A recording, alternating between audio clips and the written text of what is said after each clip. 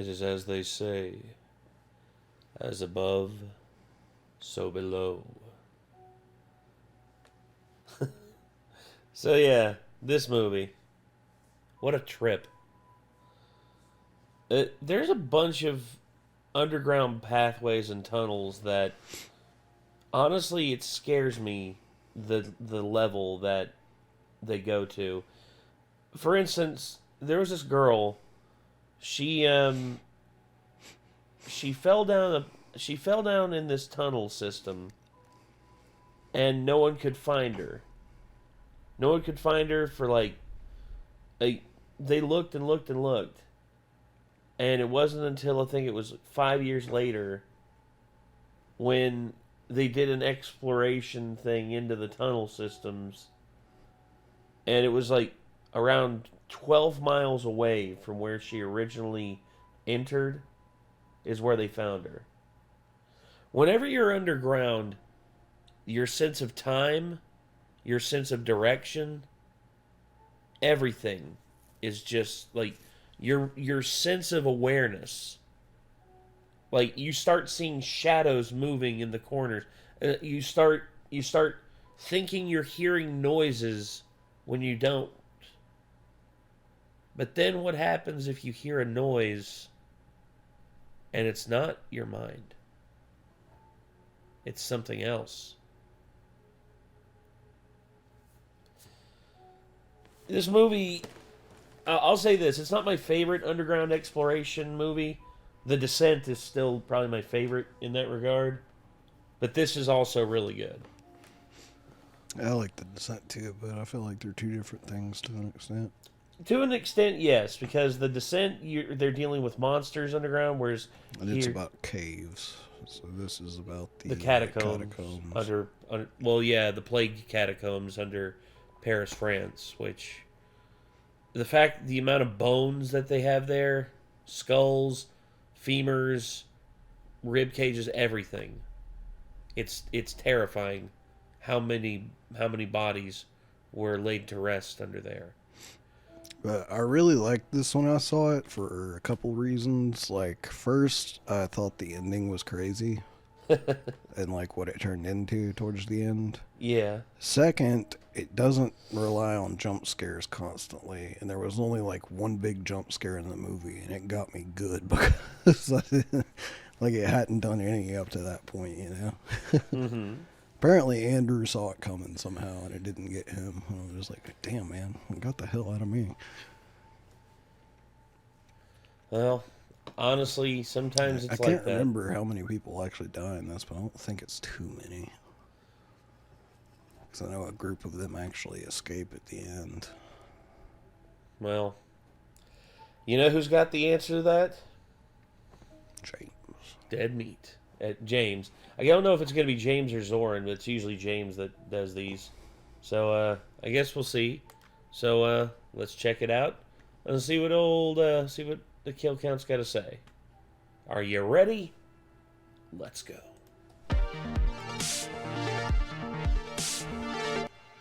Welcome to the Kill Count, where we James. tally up the victims in all our favorite horror movies and show you how they were made. I'm James A. Jenyns, and today we're looking at As Above, So Below, released in 2014. As Above, So Below is a found footage film that came out during the subgenre's peak. After Paranormal Activity, it felt like every other 2010s horror movie was done in that style. As such, it was difficult for any one of them to stand out, but As Above managed to because of its setting. It takes place and was actually freaking filmed in the catacombs of Paris. If you're unaware, Paris has almost 200 miles of tunnels beneath the city that are filled with the bones of 6 million dead folk. It was made and filled in the late 18th century, but nowadays functions as a tourist attraction, though only about a mile is open to the public. That's crazy to me. Mm-hmm. Only a mile. Out of 200. Yes. That is nutty. That's because it's so easy to get lost in it. Yeah. Like, going into any more than that 1 mile is a huge risk. Well, yeah, I mean, go figure.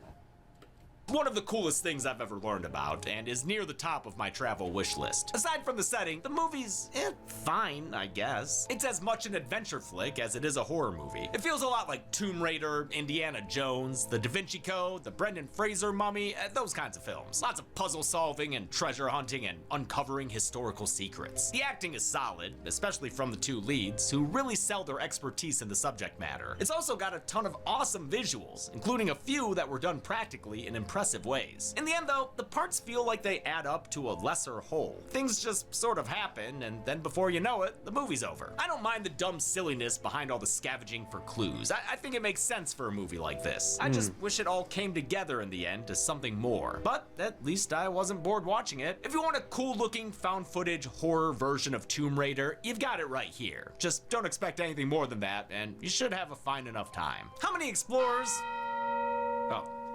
Sorry, 1 second. Attention, Count 9 shoppers. Have you been struggling to find medical care? Are you only finding doctors with a 6-month wait list? Did you finally find a doctor only to be told they're actually unavailable for new patients? Then Count 9 is happy to direct shoppers to today's sponsor, ZocDoc. ZocDoc is a free app and website where you can search and compare high-quality in-network doctors and click to... Dr. Hamilton, damn it. Don't advertise me, bro. I'm not accepting any new patients. I'm just joking.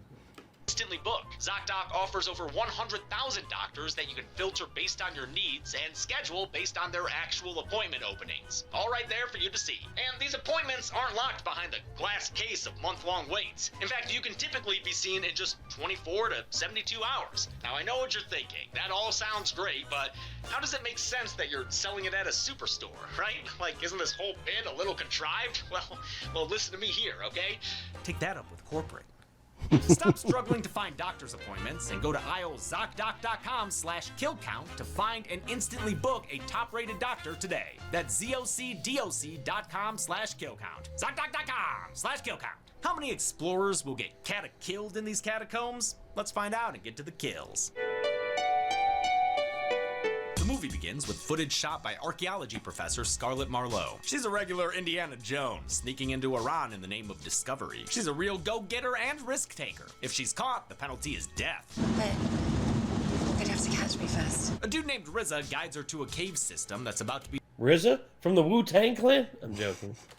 demolished. You can tell by the scary alarm noises. That means Scarlett's gonna have to act fast. She finds an ancient artifact and, like the British person she is, takes a hammer to it. But not to take home with her and stick in a museum. Is to reveal a little cubbyhole with the extra special secrets. Like the Wall Street Bowl? The Rose Key. Oh, it's the Rose Key. As the countdown to destruction continues, she spends every last second recording the symbols on the statue. She takes off as the demo team begins, stopped only momentarily by a ghastly vision, twistin' in the wind. Then they set the explosives free, and now she's sighing on the ground, the wind knocked out of her. But she survives thanks to Rizza. Knew that guy wasn't nothing to fuck with. He warns her to be more careful in her pursuit of knowledge, reminding her that a similar quest made her father go crazy. My father wasn't crazy. Everyone who hunts for Flamel Stone is crazy. They all wind up dead. The footage picks up later with Scarlett filmed by I like her how that's cameraman directly from Tomb Raider, pretty much. My father wasn't crazy. Basically. Honestly, if this was if they'd have done this as one of the Tomb Raider films, like a legit Tomb Raider film with like this concept, this could have actually been pretty interesting. Although, you know, Lara Croft is a gun-tote, well, depending on the Lara Croft you identify with, the original or the remake, which this came out right as the remake series started to drop, so yeah, maybe this could have worked. He asks about her research and that stone Rizza I like mentioned, this the movie like it is. Like, Fair enough. I know he's like, it's okay, and I'm like, I heard a lot of people say that, but I really liked it. Philosopher's Stone, or the Sorcerer's Stone if Flamel you're Stone. American. Either way, No, I say Philosopher's Stone. Sorcerer's Stone, once again, it's just, I don't understand the distinction with it. I don't understand why it was too many syllables. Philosopher, sorcerer, like, it's one syllable. What the hell?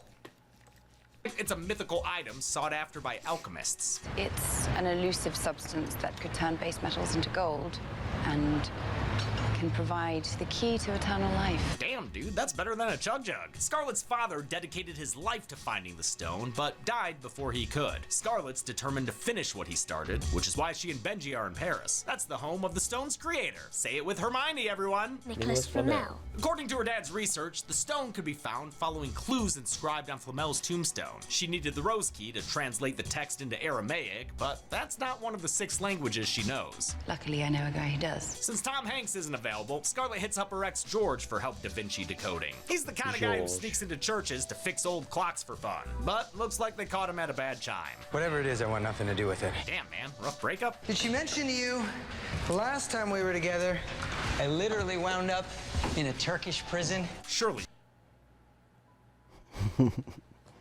Sounds like a bad time. Say, Billy, you ever been to a Turkish prison? You ever seen a grown man naked? You can't be serious. Prison or not, George is still clearly crushing on Scarlett. Hell, they might have even kissed again if the bells hadn't started chiming. Talk about a clock block. He agrees to help, so they head to the tombstone and he starts his translating. It doesn't seem very fruitful at first. Lime. Sword is lime. Sword is lime. Aside from the lime of it all. But together, the puzzlers figure out there might be more written on the back of this very valuable ancient... Yo, hold up there! Easy, Tombstone Raiders! With some cleaning chemicals and a bit of fire. Scarlett reveals a hidden message. Fire. Fire. Look at these two lovebirds, solving riddles, doing science. Yes, science! The movie does a great job showcasing Scarlett's skills and knowledge, and recklessness, which isn't great for the people helping her. You don't want to breathe this in. George translates the new inscription, and Scarlett surmises the stone is 370 feet below Flamel's tomb, halfway between his burial and the mythic gates of hell. In most places, getting that far underground would be impossible, but they're in Paris, baby! There's a whole system of catacombs beneath their feet. The tunnels don't run under Flamel's burial site, but historic street collapses indicate there may be a hidden chamber. Now they just need to get there, or rather, Scarlett does. George has boundaries. I don't go underground. Scarlett and Benji go on a tour of the Bone Zone to see what they're working with. Oh man, I want to visit this place so bad, which may be surprising. It's basically Bastard Skelly HQ. They find out the public tunnels don't go where they need to. We need to find a way into the off-limits area of the catacombs. Well, good thing this random French dude gives them a tip. He says to go to a nightclub and ask for a guy named Papillon. Hey, thanks, man. Oh, okay, he gone. The trio heads to the club where Benji spots a real looker, as in she won't stop looking at him. Some real VHS vibes from this chick, especially when he sees her continuing to stare through the window. Amidst the Eurotrap, I love the little reflection behind her. vibes from this chick, Did you especially see like when he sees her continuing to stare through the window. It makes her seem like she was she's like something else. It's little subtleties like that are the awesome. Eurotrash euphoria, they find Papillon, who's skeptical of their request. No, sorry, do I look like a tour guide to you? Do I look like a tourist? They tell him the sitch and promise him half the treasure they may find. That gets him to agree, and he assembles his team, a pair of obvious red shirts. I mean, they're so clearly here to pad the numbers. The guy's name is Zed, for Christ's sake. Insert Bruce Willis. Zed is dead. Quote here. The chick's name is Susie, which gives us a Susie and the Banshees reference. Susie the Banshee. Yeah, this guy knows. Susie warns George this is a dangerous mission. If you run out of batteries with no flashlight, you will die. Not exactly a happy house down there. They head towards the tunnels while George, very unconvincingly, keeps saying he's not going to go with them. I'm not coming with you guys. I told you a bunch of times. Okay. I'm leaving you guys in a second. They get to their tiny, tiny hole of an entrance. Oh god, this is an absolute nightmare. Before they descend, they gear up with pin cams and headlamps, so this can be a proper found footage film. After the success of their other found footage projects, like the Poughkeepsie tapes and the English language rec remake Quarantine, Boo.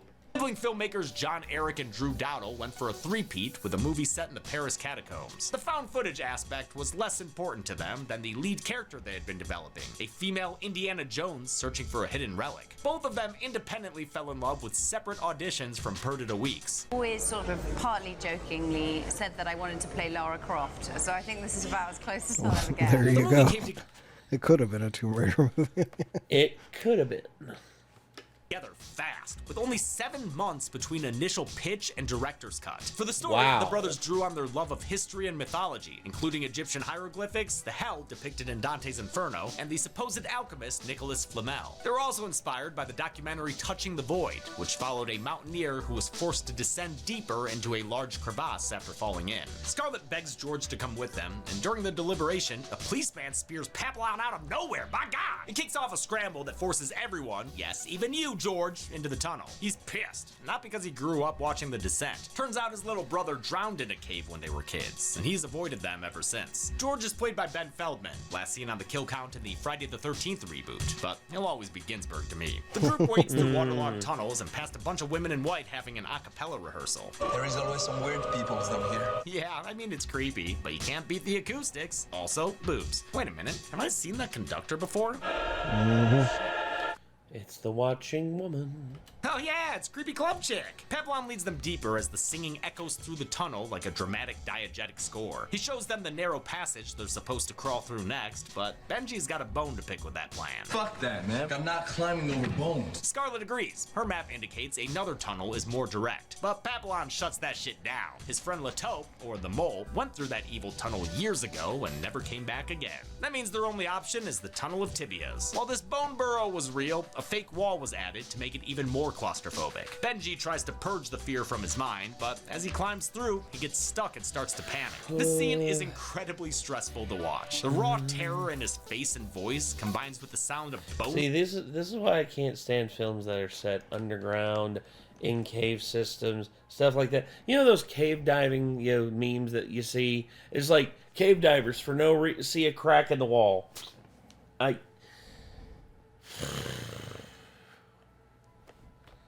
can't, dude. Crunching all around him, and that choir in the background. Why are they singing? Why are they singing this fucking song? Just tell them to shut the fuck up! As Benji crawls free, the tunnel begins to collapse around him. They pull him out just in time, but find that things are getting grave encounters in here. That same evil tunnel they left behind is right in front of them. And that don't make sense. This is the tunnel. There is no turns. The only thing to do is keep moving forward. They find Papillon's graffiti tag, even though he claims he's never been in this part of the cave before. Then why is your pap smeared all over the wall, bro? I was wondering if he was going to make a pap smear joke. You motherfucker, James, I swear. Keep going and find more weird shit, like a piano. How the hell did they get a piano down there? Very carefully, I imagine. It looks just like the one George used to play with his brother when they were kids. And in fact, it's the same piano, down to the same broken A4 key. They better leave before anything weirder happens, like, finding a ringing phone. Yeah, right there. Wait, Scarlet, you really gonna answer that? Why would you talk to me, Scarlet? Before she can tell him to remove her from his list, a random dude shows up faster than you can say Hal Ratma. But it's no Rat Man, it's a Mole Man, Lataupe, who's apparently just been living down here for years, without any light or soap. At least he's got those adventure goggles, looking like crazy old Maurice. Lataupe says to follow him if they want to get out, sounding like Quaith's prophecy. The only way out is down. To go up, they must go down. And down they go, into a really deep hole. On the way down, Benji slips and has another near-death experience. Poor dude can't catch a break. Caught himself, though, just fucked up his hands on the rope. Black man in a horror film. What do you think's gonna happen to him? If I'm not mistaken, I'm pretty sure he is the first one to die, too. Black man in a horror film. Sorry. While doing so. Originally, the brothers Dowdle planned to film on a set, but discovered it'd be cheaper to use the real deal. As Above, So Below is the first feature film to get permission to shoot in the catacombs. They made use of both the public and off-limits areas. A safety inspection ensured that the tunnels were sturdy and full of breathable air, but the process was still difficult and potentially dangerous. There's no electricity down there, there's no restrooms down there, there's no, cell phones and walkie-talkies don't work. You have nothing down there. The conditions the characters face match what the cast and crew had to endure, from the cold, damp, and dark to the piles of real human bones. It's a space that feels like a nightmare. For 5 weeks, they spent every day 6 stories underground, shooting with a small crew of around 10 people. That included the actors, who lit most of the scenes with their headlamps. Shooting the catacombs, how amazing, that'd be so fun. That is true for a day or two, and then, on day, 15 and around day 25, like it's a very grueling place to shoot day after day. Yeah. I'd say that would have to start to mess with your mental health at the very least. I would want to at least like, okay, set times for above ground and below ground. Like that's what I would do. I would make the like have everybody have like a couple hour lunch break, basically. Like yeah, go above ground for lunch. Yeah, and also, you know what I would do? I would see about running power lines down there to like a green room area to where, you know, they could sit and play games, or just like enjoy little things like refrigerated drinks, or TV or what, like something to get their minds out of the catacombs. Yeah. But yeah, that's just me. Tunnels with ceilings so low, the crew wore helmets to avoid head injuries. We'd be watching a monitor running through these spaces, and you just take the hits in your arm instead of your face. The filmmakers managed to keep their cast in good spirits, though, and the conditions give the movie a rough around the edges feel, reminiscent of the Blair Witch Project. While passing through a watery chamber, the group hears deafening screams. I think the fact that they filmed in that helps for part of the reason that I liked it so much, because I mean, it felt legit. I didn't really know until just now that they were actually filming in the legitimate place. Yeah, I mean, there were parts that I knew that they had to film like for because no way in hell you can like actually get certain things underground to do stuff like. But at the same time, it's like I guess you'd be surprised the stuff that you could pull off in the catacombs underground. But anyway. Oh, holy shit, what was that? The question is not what was that, but who was that? Yo, mole man, shut your hole, man. They hit a dead end, but Scarlet spots a scarab and knows they ain't just good for creepy crawly deaths in the mummy. She recognizes it as a key. All they have to do now is remove the right stone. And if they remove the wrong one, the ceiling will collapse on you and kill you. No press. Scarlet's dedication to her Lara craft helps her and George pick the right stone and unlock the hidden door. Now it's time to raid that tomb! Inside they find a body. I've got to say, guy looks great for having died 700 years ago. Doesn't look a day over 500. Yeah, well preserved. Drop the skincare routine, my man. They still haven't found the stone, but Scarlet has an idea. She tells everyone to switch off their headlamps and be in the dark with this suspiciously well-preserved corpse. It'll be fine. In the darkness, they see light coming up from beneath a pool of water. Scarlet, lacking any kind of self-preservation, hops in the pool and swims towards it. The others reluctantly follow and find a chamber full of treasure. It's the goddamn Cave of Wonders up in here. But Scarlet doesn't stand next to the piles and hold Z. She moves past them and turns her attention towards an engraving on the wall. There, serving as a depiction of the sun, is the Philosopher's Stone. What better place to hide the most valuable stone ever known than next to riches you could never miss? I can't remember what reference he would be making, standing next to the piles and holding Z. I think that's I don't know if that's like from something I never played, like maybe like RuneScape or something. Let us know in the comments what that's a reference to, because it sounds familiar, but I can't place it.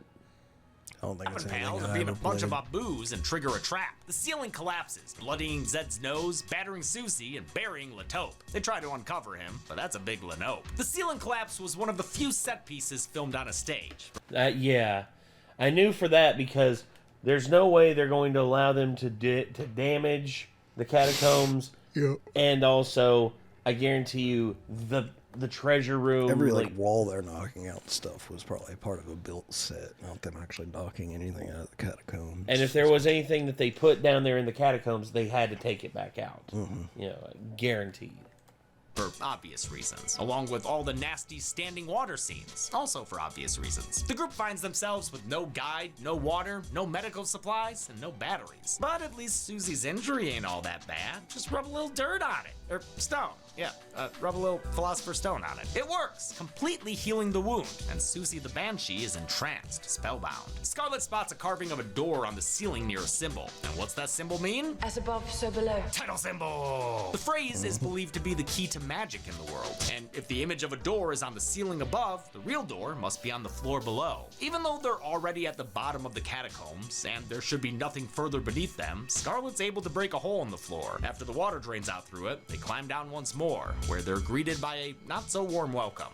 Abandon all hope ye who enter here. According to Scarlet, that's the inscription written on the gates of hell. Hell yeah! This inscription over the gates of hell appears in Inferno, the first part of Dante's epic poem Divine Comedy. Inferno tells the story of Dante journeying through the 9 circles of hell, guided by the Roman poet Virgil. Dante and Virgil are mirrored by Scarlet and George, respectively, while La Taupe represents souls stuck in limbo. In fact, the movie is packed with references to Inferno, from the imagery of wells to the themes of guilt and sin. A notebook they looked at earlier shows 9 layers to it, and most relevant of all is the idea that to escape, they must keep climbing down.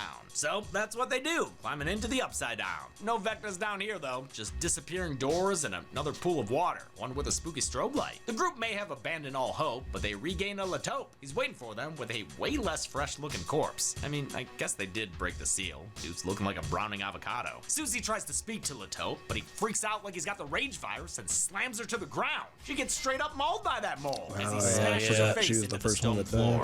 Scarlet tries to heal her with a stone, but it's too late. She can't bring back the dead. Man. I guess you could argue that was them attempting a jump scare right there, but I didn't really see it as that. Like, I guess it was like a jump scare I could see coming, so. Yeah. Bring back the dead. As they continue, George realizes they've traveled 1,000 feet underground, and they have to keep going even deeper, rappelling down another hole. Benji's the last to go, but hesitates when he hears someone creeping around. Bye. That was the part that got me. Yeah. There's someone creeping around. That scared the absolute poop out of me. I bet it did, man. And then hit. And then he goes smush. Yeah. Get the bone cracking sound. George. Oh, yep. shit.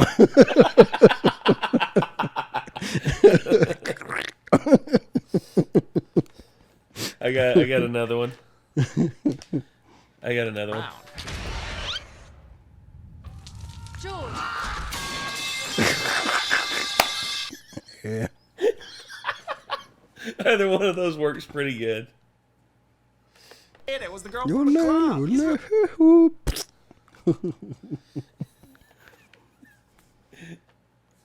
Actually, I wish I still had the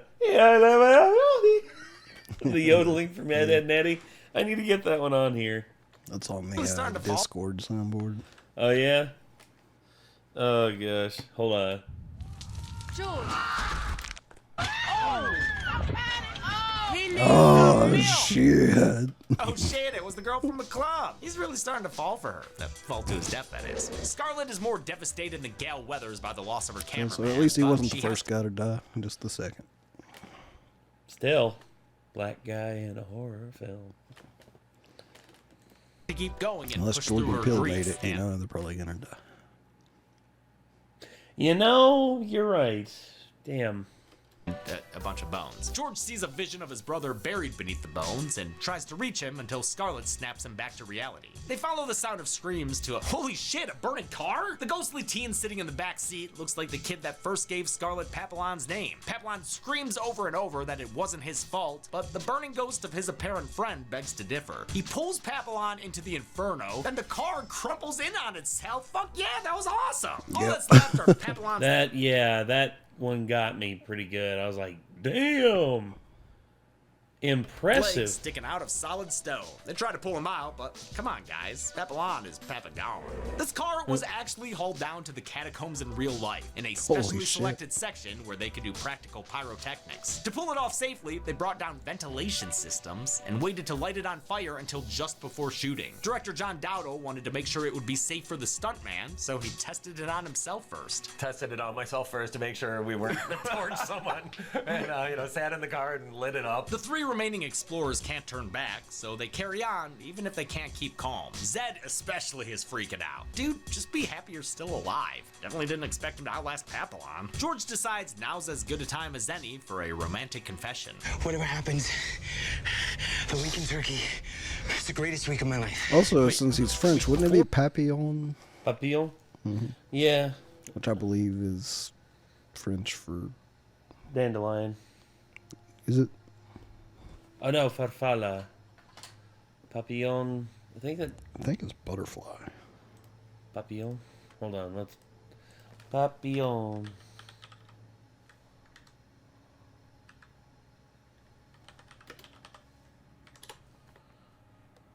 Yep, butterfly. Butterfly. Yeah. It's also a dog breed. Oh yeah. The papillon dog. Floofy. Yeah. Let me get this back on screen. Here we go. Or prison, or the week in prison. But hey, a Turkish jail is probably better than this hall of horrors featuring stone-faced walls and this roby motherfucker. When they try to hide from the shadowy figure, the faces come out of the walls and turn into screeching monsters. One of them takes a chunk out of George's neck, and when Scarlet tries to fix it with the stone, it doesn't work. Yo, what the hell, Flanell? This thing only works like a third of the time? Scarlet remembers the instructions to find the stone mentions something about rectification. She realizes she swiped the wrong rock and decides to go all the way back to get the right one and save George? Wait, are you serious? Dude, that's like so far back. But like someone playing a video game with crappy level design, Scarlet doubles back and runs the whole hellish obstacle course in reverse. At least it gives us this moment when she punches a demon in the face. Yeah. Hold on. Hellish obstacle course in reverse. At least it gives us this moment when she punches a demon in the face. Get out of my way. She finds the chamber that was full of water, now a river of blood and grabby hands. I don't know why it's like this, but it looks cool and scary, which I could basically say about the entire movie. They give Scarlet a makeover befitting her name and leave her looking like Mia at the end of Evil Dead, or like Sarah at the end of The Descent. Yeah, that's probably more apt. The blood in the scene was actually thick raspberry syrup, and while shooting it, Perdita Weeks had to be coated with KY jelly to keep the syrup from dyeing her skin pink. So I was also covered in lube. She smelled fantastic. She finds other demonic decor changes as well. There are mouths poking through the stone, and even a jump scare with her own face. It's positively penny dreadful, but Scarlet manages to return the stone. There, I'll bet her now. Except, where's the real stone? There's nothing else here, besides a dirty little mirror where she can see her dirty little face. A revelation hits her, and she repeats the words, as above, so below. Scarlet runs back to save George, but on the way is stopped by a ghostly vision of her dead dad. She blames herself for not picking up the phone when he called her the night he died, thus that catacomb collect call from earlier. She gives her phantom father a hug and apologizes for not being there for him, after which he vanishes. Oh, snap! She's been rectified, motherfuckers! She's fessed up to the action she felt most ashamed of. That means she now has the power of the Philosopher's Stone. Turns out it's been inside her the whole time. The power, not the stone. I don't want to pass that. I got the power! To George and brings him back from the edge of death with true love's kiss. Aw, that's nice. But no time to keep romancing the stone. They've got to get the hell out of hell. The trio reaches one last hole, and it's like your mom's. It's way too deep. Whoa! They'll have to take a leap of faith. But before they do, George and Zed need to do what Scarlet did and rectify by admitting what they feel guilty about. It's Silent Hill rules, but also Inferno rules. Dante wrote in the poem that the only way to escape the torment of hell is to confess your sins and atone for them. George admits he feels responsible for his brother's death because he got lost while trying to find help. Oh man, you were just a kid. You shouldn't feel guilty about that. Zed, how about you? I have a child I've never seen.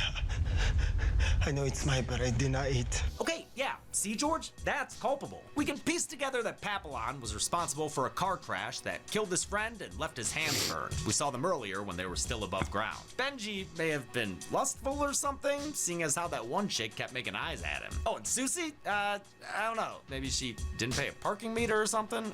With their sins confessed, they jump down, and at the bottom of the pit, they find a manhole. George and Scarlet try to pull the cover up, but it won't budge. They have to push it down and out of the way. When they do, they see the night sky below them. Or above them? You know what I mean. They climb down, then up onto the streets of Paris. The shell-shocked survivors share a group hug, and Zedbeat Dad leaves to, like, hopefully call that kid he abandoned. Yeah, man, I really can't believe that dude made it out alive. The movie ends with a clip from Scarlet's direct-to-camera talk with Benji, where she said she wasn't trying to find the stone for financial gain. So you simply want the truth? Exactly. Yeah, I want the truth. Whether she likes it or not, she definitely found some truth down there. How many adventurers met their doom down in this ancient tomb? 3. Oh, I actually don't know. How could I possibly find out? A clue. Oh gosh. I think there's something on the back of this.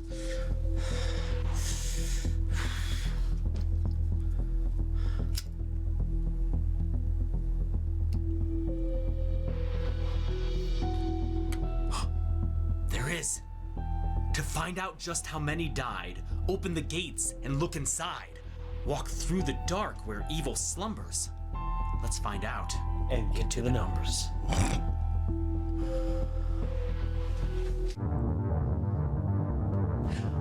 3 people died in As Above, So Below, with the victims consisting of 2 men and 1 woman, giving us this mostly sacre bleu pie chart.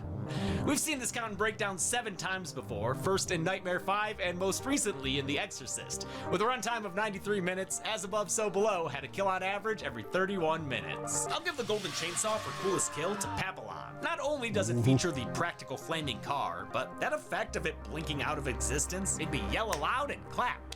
Double shade for lamest kill goes to Susie. It's not bad per se, but I prefer the suddenness of Benji's fall. And that's it. Yeah. As Above, So Below was released in 2014 to largely negative reviews, but has gained a vocal fan base in the year since its release. Yeah. Until next time, I'm James A. Jenyns. This has been the Kill Count. On the next Kill Count. Dude, lots of horror movies that are actually pretty good have negative reviews. Mm-hmm. It's like horror movies are one place you just don't trust reviews at. You gotta see them yourself and decide.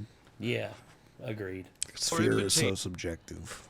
Like, It is. It's different for everybody. Yeah, what someone fears another person may think is like funny. Dude, I thought The Grudge was terrifying. Everybody else just makes fun of it. My dad made fun of it. Yeah.